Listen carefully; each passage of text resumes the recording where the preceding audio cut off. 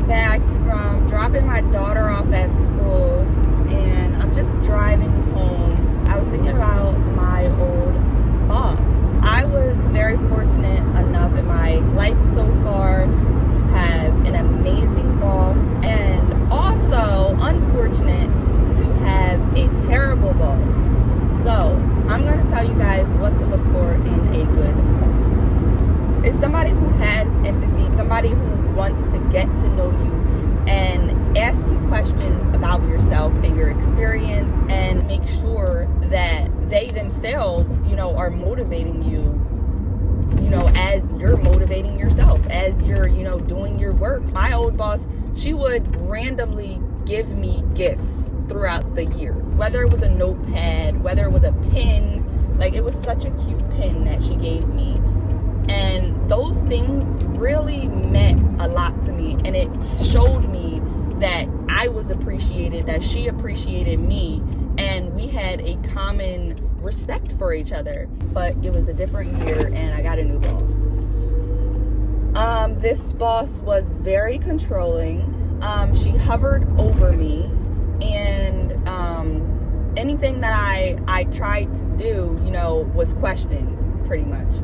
And if I didn't do something fast enough, I got that text, I got that call. The great boss that I had, it was kind of like, as long as you get your work done, as long as, you're smiling, as long as you have a positive attitude, I have no problem. As long as you're making connections, with these families, as long as, you're doing your paperwork, you're doing your monthly evaluations, putting in all the reports, as long as you're doing your work and it's getting done on time. She wasn't hovering. But this boss, she hovered, she made sure, she wanted to watch you do your work. If something wasn't done to her liking, she would shame you. And to me, you should not shame your workers, because everybody has a different way of working. Everybody has, a different background that they've come from. And when you have that position, you have to, put yourself in another person's shoes.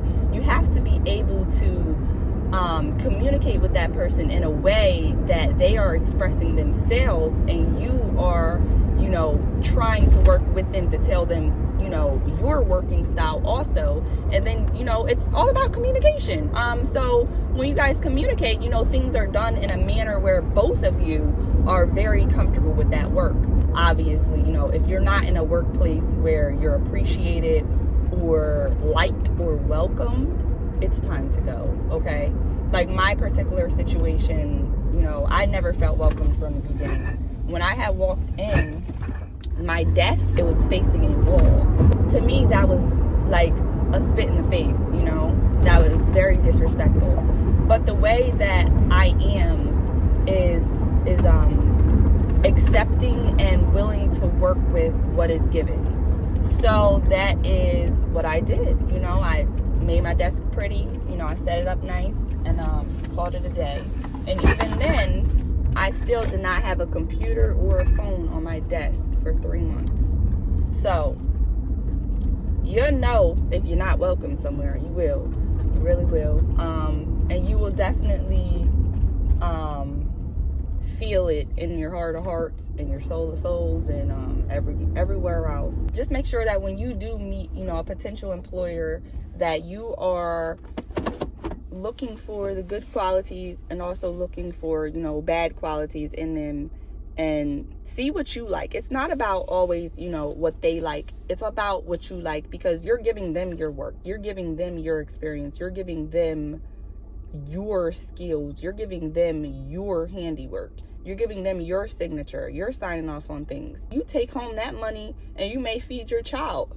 Put shoes on your kids' feet. So jobs give you something, but you also give jobs something too. So look at it that way. You're the prize. You're adding something to their company. And another thing that I want to tell you guys is to stay encouraged, because you matter, your voice matters, and just make sure that you put yourself in a situation that is good for you, mentally, spiritually, physically, emotionally, and it does not exhaust you to the point of devastation. Just make sure that you're okay at the end of the day of where you work, because it's so many people in this world who work 9 to 5s, who work 40 hours a week, and they hate their job.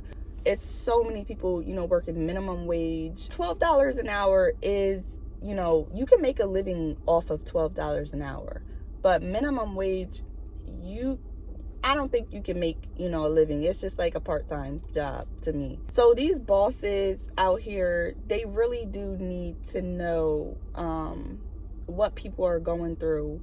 They need to have empathy. They need to know that, just because they're in a higher position, not to abuse their power. Because at the end of the day, their staff, the people that they are helping, this is their life. This is what they go through day to day. People's jobs are what they make their life around. You're adding to the company, you're the prize, but at the same time, you change your whole life in order to fit into a company, in order to, make sure that your child gets to school on time every morning and gets picked up. You have to, make a schedule around that, because at the end of the day, that is how you make your money. Don't be afraid to talk to your supervisor. Don't be intimidated. It's okay to have those one-on-one conversations to get to know your supervisor. A job is really like your second home. You're there 8 hours a day, and then you spend the rest of the day with your family. It's important to get to know people. You don't have to tell everything about your life. They don't have to tell you everything about their life. But just get to the point where you guys are comfortable enough with each other where you can walk in the morning and say hello and actually mean it and smile at each other and brighten each other's day. Could you imagine if you actually went to work? Imagine this. You go into work, you're happy, your coworker is a decent person to talk to, you're excited to talk to them on the way to work. And when you get there, you smile at them, and them smiling back at you brightens your day even more. Get a supervisor that will hype you up. If your supervisor does not hype you up, that is a problem. They should be your best hype man at work, okay? They really should be. Like, you there to do a job. You're not supposed to be getting hyped to do a job. But at the end of the day, I work in the social work field. It can be overwhelming. Self-care techniques is a must, and also a hype man is a must. Guess what? Be each other's motivation. It's not all about paperwork. It's about connections, not only with clientele and clients and people that come to you for help, but also make sure that everybody's on the same page. So you guys, look at your success and stay blessed.